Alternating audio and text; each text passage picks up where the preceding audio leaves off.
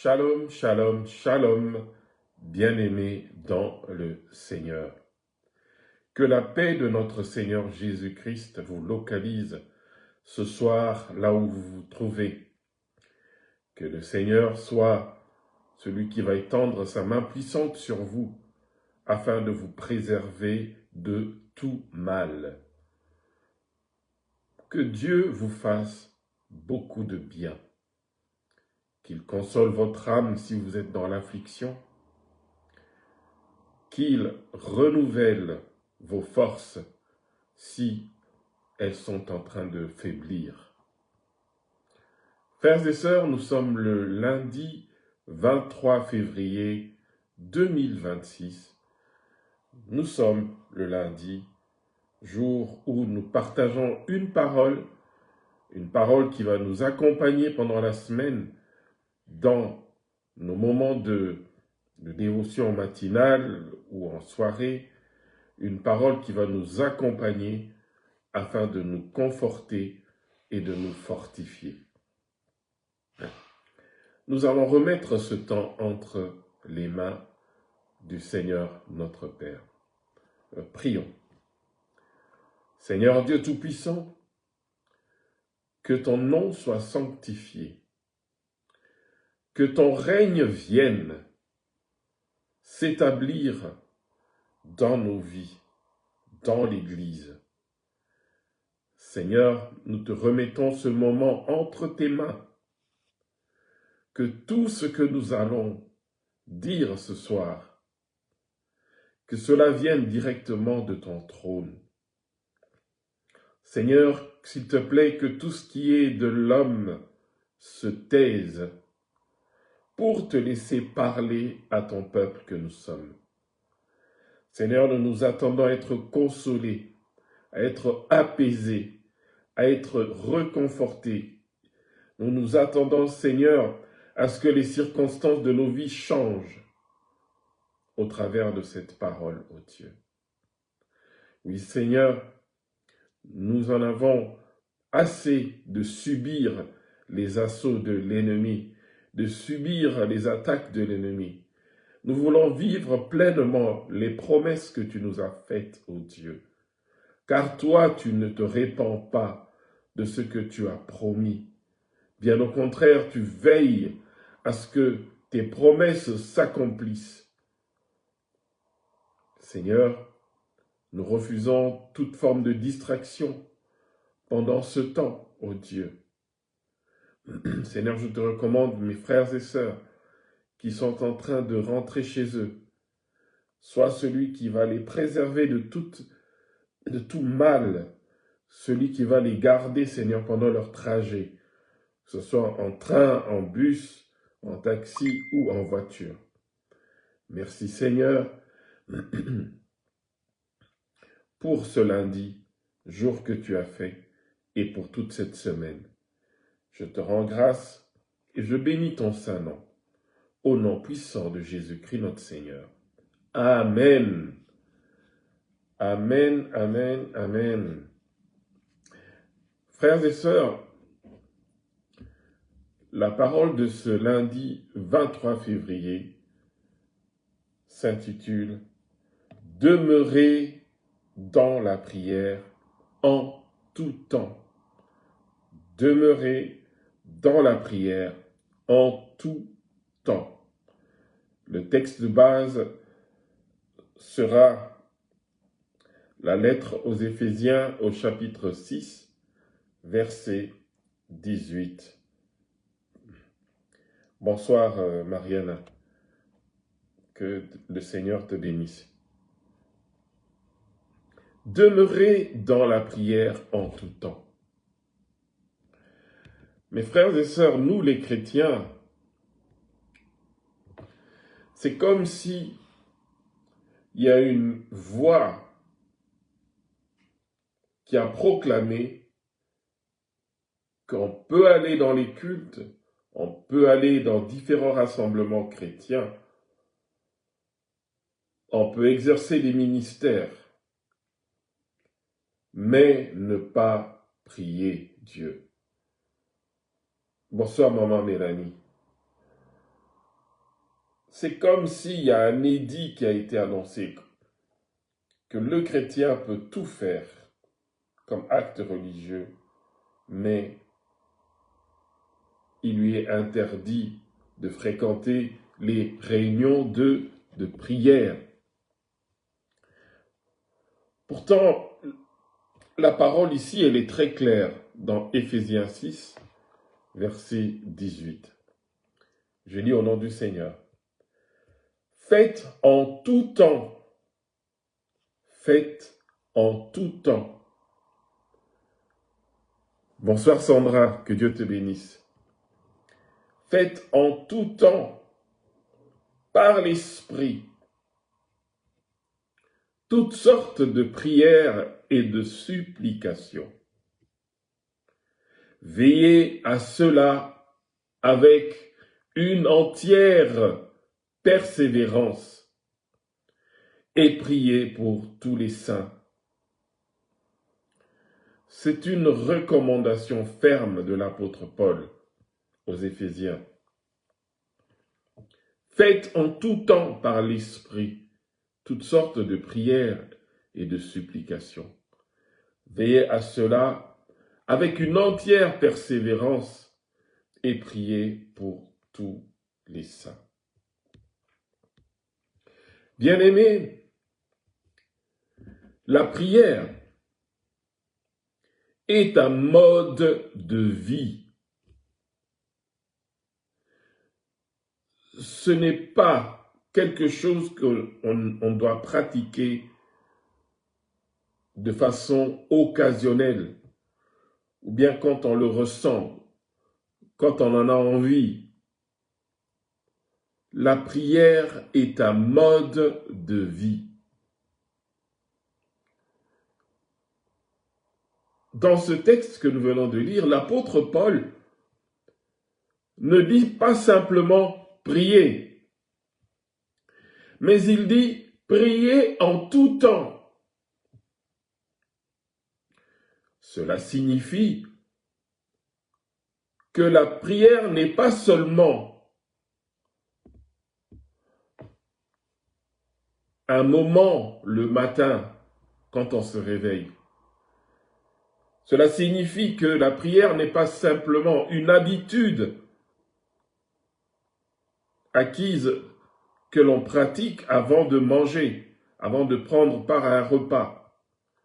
Cela signifie que la prière n'est pas seulement une réunion à l'église. La prière est une respiration spirituelle. Comme nous ne pouvons pas vivre, nous les êtres humains, sans respirer, nous chrétiens, nous ne pouvons pas vivre spirituellement sans prier. Bonsoir maman Jeanne. Nous les êtres vivants, nous ne pouvons pas vivre sans respirer. Et respirer est tellement inné, est tellement acquis que lorsque on respire en marchant ou dans les activités, on ne se rend pas compte. On ne se rend pas compte que l'on respire. Pourtant, si on arrête de respirer, c'est la catastrophe. De même pour nous chrétiens, nous ne pouvons pas vivre spirituellement sans prier. Bonsoir mon frère Oilas, que Dieu te bénisse. Vous savez quoi, laissez-moi vous dire une chose. Un chrétien qui n'a pas de vie de prière, un chrétien qui évite les réunions de prière, un chrétien qui ne prie pas, eh bien ce chrétien-là, cette chrétienne-là, va s'affaiblir spirituellement et ne pourra pas parer au coup de l'ennemi. Un chrétien qui ne prie pas va perdre la sensibilité à la voix de Dieu. Quand Dieu va se prononcer, quand Dieu va parler, eh bien ce chrétien et cette chrétienne-là sera insensible car il ne prie pas. Il n'a pas une communion avec le Père céleste. Un chrétien qui ne prie pas devient vulnérable dans le combat spirituel. Or, le combat spirituel, ce n'est pas de la rigolade, c'est une réalité. Mon frère, ma sœur, si tu es chrétien, tu es chrétienne, sache-le, que tu le veuilles ou pas, que tu l'acceptes ou pas, tu es d'office engagé dans un combat spirituel, car tu gardes avec toi le témoignage de Jésus-Christ. Bien-aimés, la prière nous maintient connectés au ciel, au milieu des réalités de la terre. La prière nous maintient connectés au ciel. Ce texte précise « prier par l'Esprit ». Prier par l'Esprit, c'est la clé pour une prière efficace. Prier par l'Esprit, cela veut dire que la véritable prière ne dépend pas de la beauté de nos paroles, de la richesse des mots qu'on utilise. Cela ne dépend pas de la longueur de notre discours. Cela ne dépend pas de notre intelligence. Mais la prière véritable, la vraie prière, dépend de la direction du Saint-Esprit. Quand nous prions conduits par l'Esprit, l'Esprit nous rappelle quoi demander, ce qu'il faut demander et comment il faut le demander. Quand nous prions guidés par l'Esprit, l'Esprit nous donne la foi. Quand nous prions guidés par l'Esprit, l'Esprit de Dieu aligne notre cœur avec la volonté parfaite de Dieu. Car en effet, parfois, nous nous retrouvons là à chercher quoi demander. Et parfois, nous ne savons pas qu'est-ce qu'il faut demander, qu'est-ce qu'il convient de demander. Mais l'Esprit nous y aide. L'Esprit nous aide à prier avec des soupirs, avec des larmes, avec un fardeau spirituel. L'Esprit de Dieu nous conduit dans la prière. Alors, quand nous venons dans la présence de Dieu pour une rencontre avec lui dans la prière, Dieu, notre Père, ne veut pas que nos prières devant lui soient monotones, que ce soit toujours la même chose. Car, bien-aimés dans le Seigneur, il existe plusieurs formes de prière. Il y a la prière de la louange, la prière de l'adoration, la prière de supplication, la prière d'intercession et la prière d'action de grâce. Chaque situation que nous traversons appelle un type de prière différent. Quand nous sommes dans la joie, notre cœur nous pousse à faire des prières de louange. C'est de louer Dieu, c'est de dire tous les bienfaits, les hauts faits de Dieu. Quand nous sommes dans les combats, dans les luttes, notre cœur nous pousse à faire des prières de supplication où nous insistons. Tant que nous ne sommes pas délivrés, tant que nous n'avons pas la victoire, nous ne lâchons pas. Nous supplions le Père d'intervenir. Nous supplions le Père de nous défendre.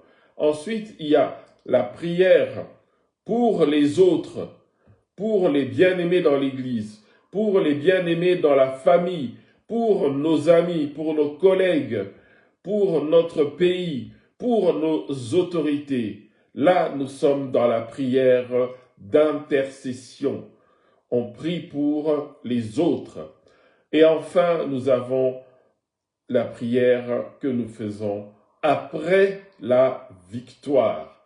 Cela est la prière d'action de grâce. Nous exprimons notre gratitude envers Dieu. Nous lui sommes reconnaissants. Nous lui offrons une prière d'action de grâce. Bien-aimés dans le Seigneur, laissez-moi vous dire une chose. Une église forte est une église qui prie de toutes ces manières que je viens d'énumérer. Une église faible est une église qui ne prie pas ensemble. Un chrétien faible est un chrétien qui n'a pas de vie de prière.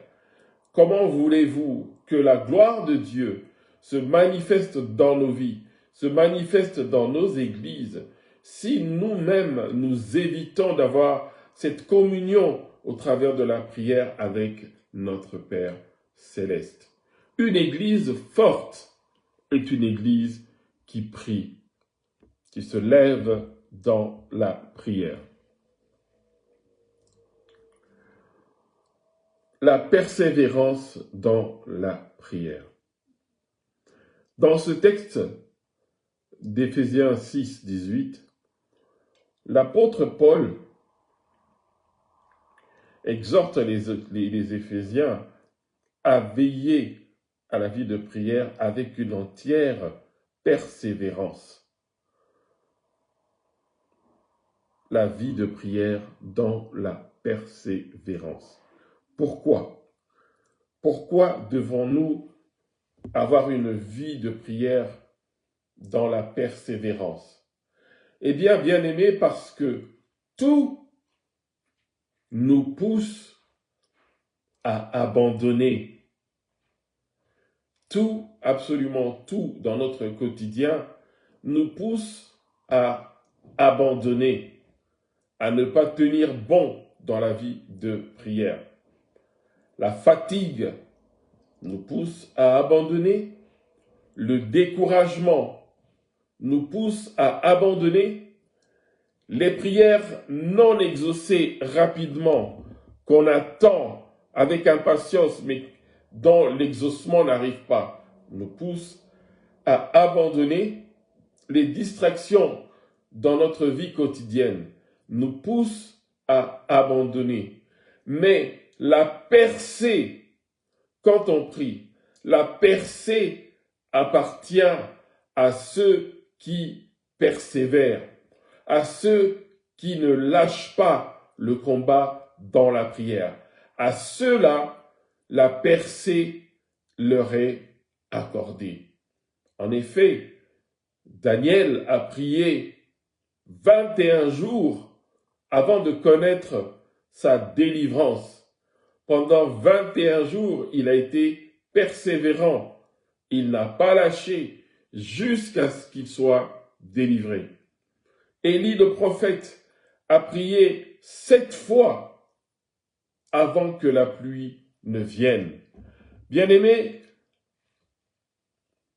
la persévérance dans la prière produit, premièrement, la maturité spirituelle, deuxièmement, la victoire invisible avant qu'elle soit visible, et troisièmement, la persévérance dans la prière produit la transformation de nos cœurs. Ensuite, dans ce texte d'Éphésiens 6, 18, l'apôtre Paul recommande de prier pour les saints, de prier pour les saints. Cela insinue de sortir de l'égoïsme spirituel. La prière, en effet, n'est pas centrée sur nous-mêmes. La prière ne doit pas être centrée sur nous-mêmes. La prière ne doit pas toujours être centrée sur mes besoins propres. La prière ne doit pas être centrée rien que pour mes combats, mes difficultés. L'apôtre Paul dit « Priez pour tous les saints ». Cela change tout. Cela change tout.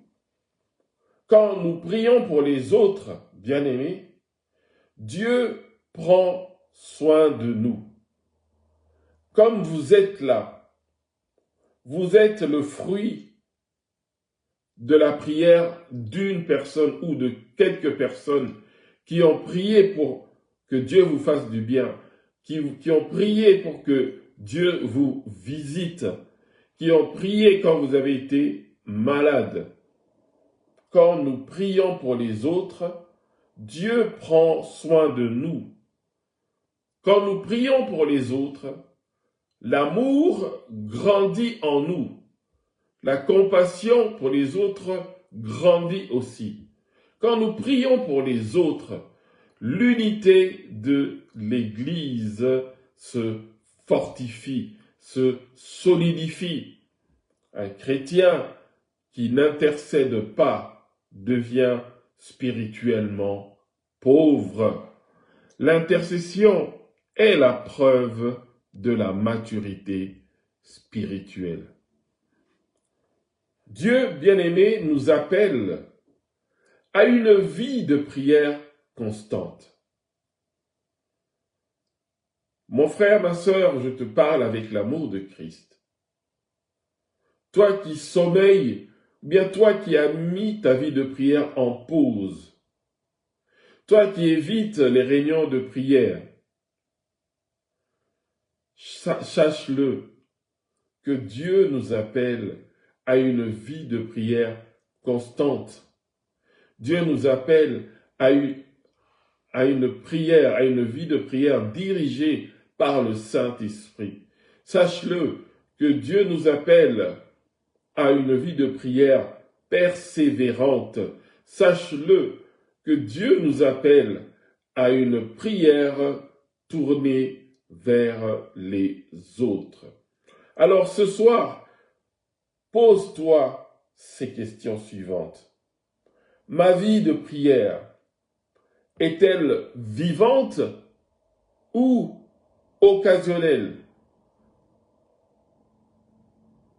Est-ce que je prie seulement quand j'ai un problème? Est-ce que j'intercède pour les autres?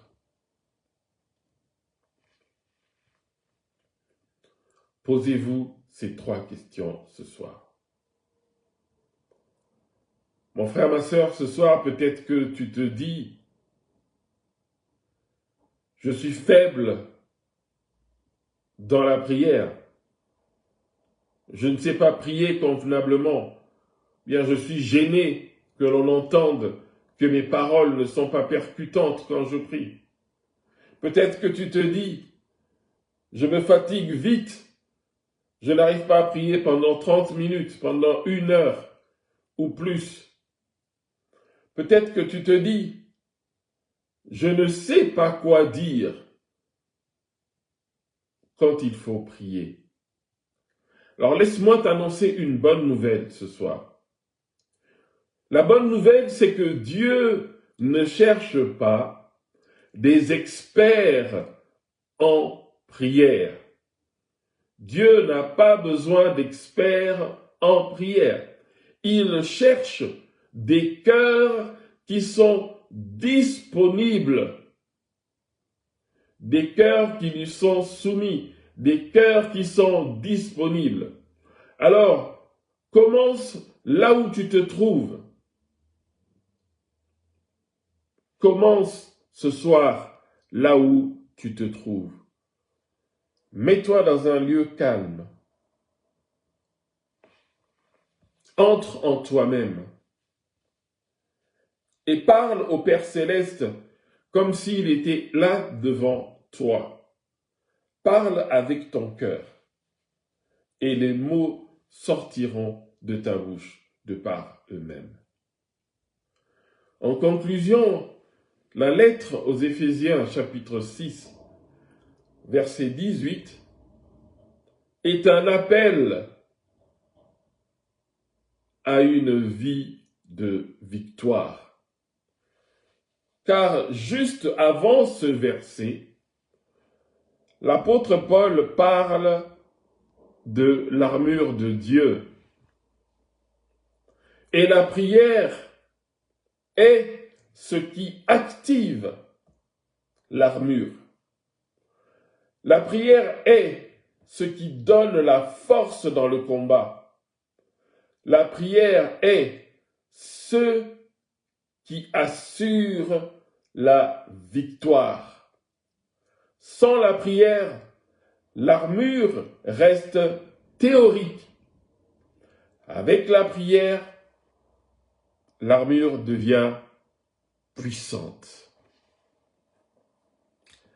Gloire au Seigneur. Nous allons faire une courte prière afin que le Seigneur notre Dieu nous vienne en aide, vienne à notre secours quand nous faiblissons dans notre consécration, quand nous faiblissons dans notre vie de prière. Le découragement, l'abandon de la vie de prière, c'est une arme que l'ennemi utilise, car il sait qu'au plus nous ne prions pas, au plus nous sommes faibles et nous sommes vulnérables face à ses ruses, face à ses attaques, face à ses pièges. Prions.